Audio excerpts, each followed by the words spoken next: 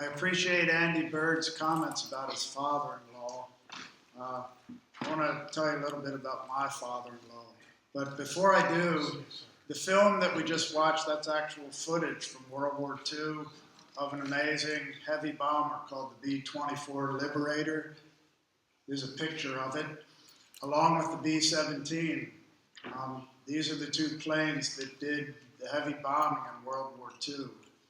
Now, the plane you're looking at here, the B-24, it was the most heavily produced plane in the history of the American military. More of these were built than any other plane ever, and they did most of the work of the bombers in World War II. There were over 18,000 of these planes throughout the war. And in the production of the B-24, if you look, Mr. Hamilton can maybe tell you more about this, it was really the first plane in history that was truly mass-produced. Ford Motor Company made it its goal, its mission, to get these planes rolling off the assembly line. And once they got their plant up and running, they were turning them out at the rate of 1 an hour. Now, you saw that film, it's hard to connect to that. For a period in the middle of World War II, the chances of a flight crew on one of those B-24s completing 26 missions, the odds were 0%. There were many casualties, many lost planes. Many men lost their lives or limbs. So that brings me to this next picture.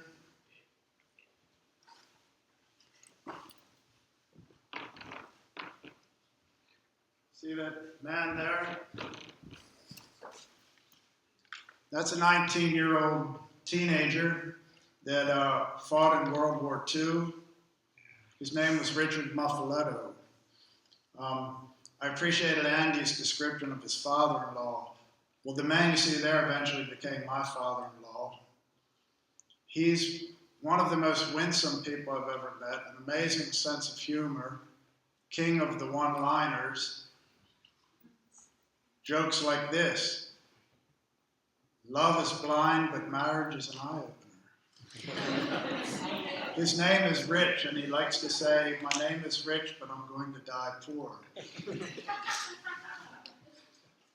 He's a very generous man, and he came out of that war experience. It became a defining time of his life. But he's like I say, he's really a generous person, a kind person. Really doesn't get stressed out about too much. So he's going to come up and speak to you a little bit about his experience as a member of a flight crew on a B-24 in World War II. Next one.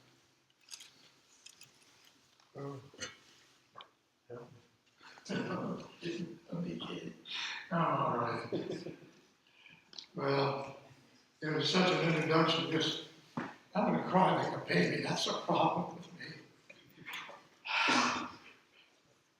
Just to hear the national anthem, to see these airplanes, and it's just amazing, these things. Now, okay. Oh, that picture's not up there anymore. Well, when we got to meet at Boise, Idaho, we were first introduced to this plane, B-24, with a B-2 And of course it was called the Liberator because it had a range of 3,000 miles. And it was a situation that would leave the British Navy from patrolling the North Sea and the Atlantic looking for submarines. That we could stay up there, and any submarines would be available, we could depth charge them. And that's why Winston Churchill, the Prime Minister of England, said, we're going to call that plane the Liberator, which it did.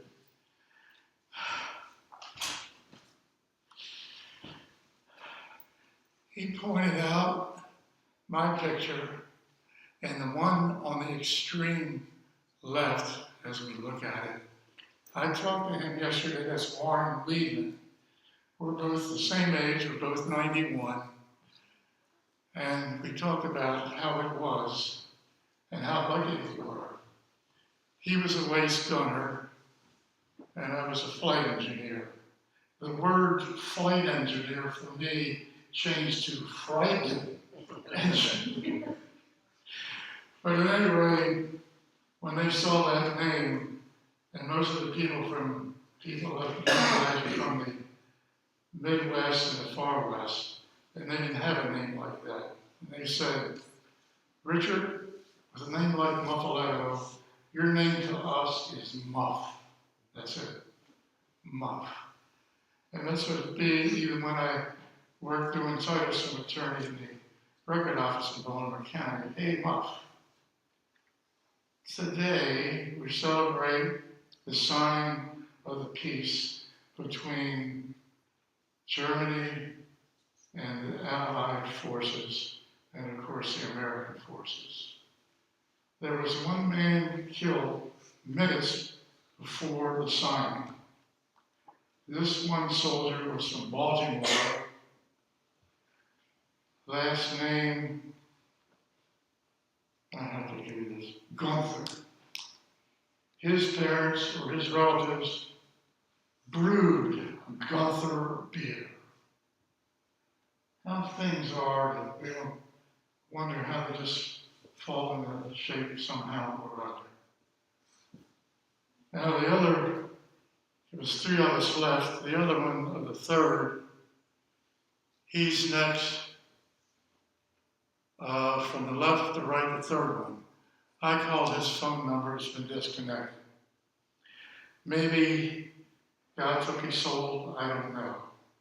But at any rate, out of 10 on the bomber, there's only 2 of us left. Warren Weedman, who's German, and Richard Muffoletto, my parents came from Sicily. I keep saying, am I glad my parents came to this country? I can tell you. We were looking another way. We trained in one of these B-24s, the first time we saw them in Boise, Idaho. And we trained as a crew. When we went to England, he didn't come with us. That's the bombardier. Why, I don't know. So they gave us one over there. We had him for a while. I forget his name also.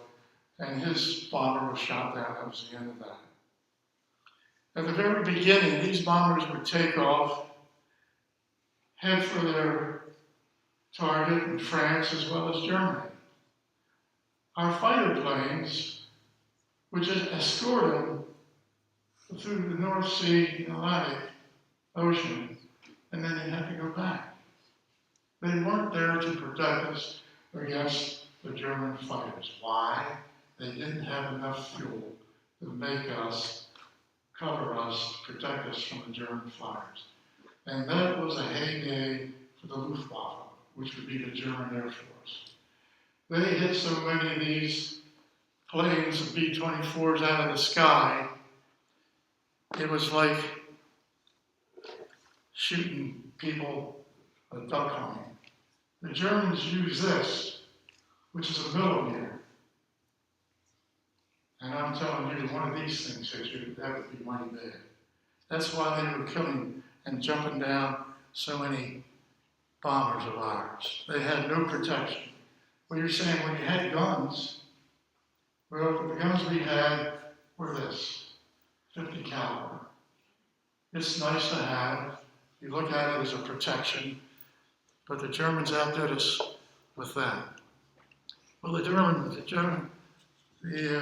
Americans said, well, we're going to adopt gas tanks under the wings of the fighters. God bless America. These fighters could follow us in. Of course, when we got to the target, the pilot and co-pilot were not flying. It's the bombardier who's flying this, looking through the North bomb sight, and we're just sitting there. And of course, when we get to sit there, flag comes up. We're anywhere from 18 to 20,000 feet in the air. 40 degrees below zero, because we're all padded up, and we had oxygen masks that we breathe. And of course, I'm a kid with my Italian nose. The nose would start to drip a little bit, and when it dripped, it would go into where the air was coming in and block it because it would freeze. I would take it off, take a deep breath, and I knock the ice out. It's a little funny, but it happened. Not too often, but it happened. But when this flag came up, it burst all black. And I can still remember, they would say, hey, Muff, there goes one of ours. Hey, Muff, there goes another. They just said it twice, I didn't look. Okay, the bombs are dropped, the pilot and co-pilot take over, and the flight engineer is in between them just to see what the gauges are saying, what the fuel is left. Now with this B-24, it was a solid wing. They call it the Davis wing. Mr. Davis invented this wing, solid wing.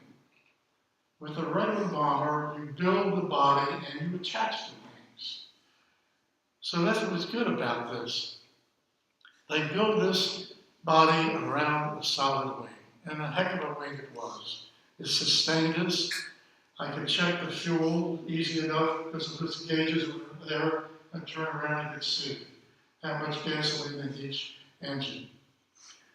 And it made it easy, and we weren't as vulnerable as before because we had the protection. And it's a situation that we were very fortunate when our escort, our fighter planes would come back and escort us. There were planes, B-24s, B-17s everywhere. And so the flak was the only thing that was really damaging us. And that had its problem, but not as bad.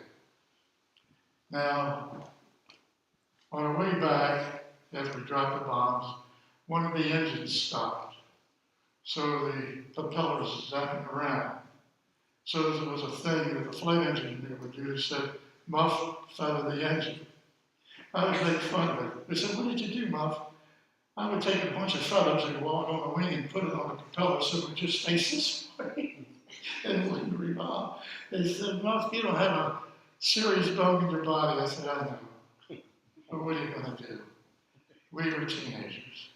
Speaking of that, our casualties during World War II was over 400,000. And the average age was 19. And the good thing with us, with the Air Force, or Corps at that time, is a force now, they sent us for basic training to Miami Beach. I can't believe this. Point Siena, a hotel. We go to the mess hall, we march there and sing a song, and this would happen. We lived in good conditions. So once in a while, coming back, it's not a joke, but it's true. We would sing these little songs. The one, there's three of them I remember. But the second one, I would say like, the coffee in the army is said as mighty fine. It's good for cuts and bruises and tastes like iodine. And I said, this is over and above. And after that, I would sing this song. I don't want to be in the army anymore. Gee, Ma, I want to go. Oh, Ma, I want to go. Gee, Ma, I want to go home. As we're singing from the mess hall back to the hotel. In between all this is a little workout and examinations. They said, Muff, you're good. We're going to send you to Keesler Field to become a flight engineer. So with myself and a couple others, we went there, and I think it was in Biloxi, Mississippi. Then we were all trained, and we all got together, and we finally made a crew of us here at, what the hell was it called? Where was that place I went? Out west of train. It's gone. Boise, Idaho. Thank you. And we trained there, and it was a matter of knowing what's it all about. The first time I saw this plane, of course it's modernized like this with turrets, front, the top, and the rear.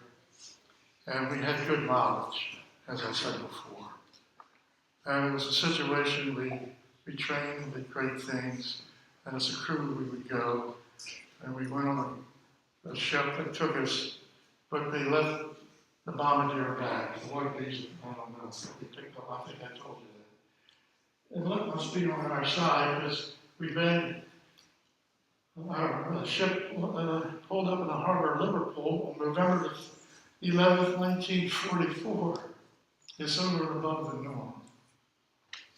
We did our flights, we got lucky, we took the flak, our protection was there with our fighters. And this one day, it was December the 24th, Christmas Eve. They had us down as the 8th crew. And I said to myself, I don't want to fly on Christmas Day. I didn't pray, I didn't make a sign of the cross, I didn't look up to the heavens. And I didn't tell the crew, I said, I don't want to fly Christmas Day. Because Christmas Day in World War I, they laid down their arms, got out of the trenches and shook hands as friends, and traded cigars, cigarettes, beer, and liquor, and food. That was World War I. I know, I used to read this stuff, all quiet on the Western Front, and I just remember that.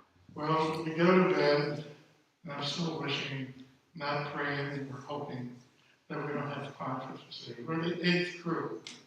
They come in, first set of crew, report for your targets. They didn't call us. I don't know. So we got very lucky, and we flew the next day, December the 26th. And it's just unbelievable. And of course, with the one engine out on this one thing, we were low on fuel. And they say must transfer, which it would do, from the dead engine and put the fuel in the other 3 engines, and it just do it with a little noise. And we were getting low on ourselves, and of course we couldn't keep up with the formation. So one of our fighter planes come by and said, we'll escort you. After a while, he says, I'm running out of gasoline, he was gone. So we made a landing at Zaventem, Belgium. They had an airfield there for planes that can't make it. They could use this as an emergency. So they had us missing in action. Well, they finally found us. They brought an airplane in, flew us back to the 467th Bomb Group. And then the war was over on May 8th, 1945. We got in an airplane and flew back to America, B-24. And we're waiting and waiting, and nothing's happening. We were in Pio, Texas, I guess if that's the name of it. The Japanese surrendered the 2 atom bombs. They fly me over to Andrews Air Force, which is close to Baltimore. And I come home, there's some seriousness to it, and not too serious. My father opens the door. He said, Richard, what are you doing? He said, Dad, I'm home. I said, Dad, why are you all dressed up? I'm dressed up because I'm going to go down to the Veterans Administration and collect $10,000 and you show up. It's because they probably, and maybe not, told him and missing in action. I'm not sure about the story. But I made a little joke out of it. But it was a happy joke. He was happy to see me. There I go again. My kids were wonderful. So wonderful. Richard comes by this night and says, what are you wearing, Dad, for tomorrow? So, no, what are these? Okay. What are you putting on the top? No, put this on. Okay.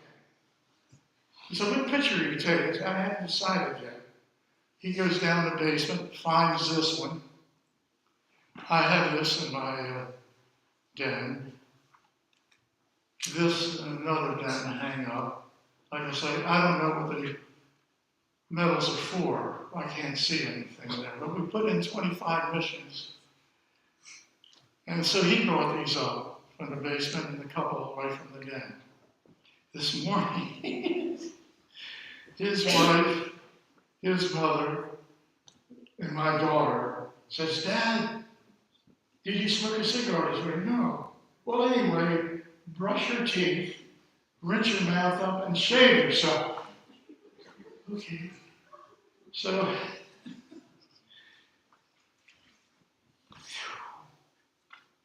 what a lucky day, though. Anyway, I want to bring you. My wife died of cancer this May.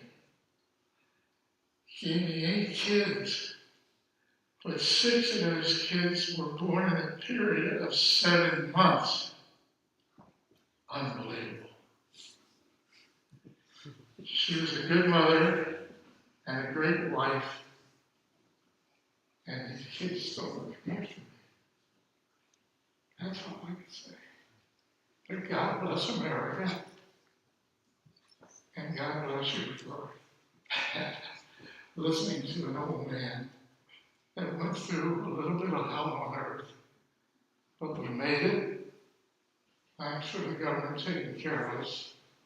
Thanks for your kids, your teachers, your president, for just being here listening. And that's about it.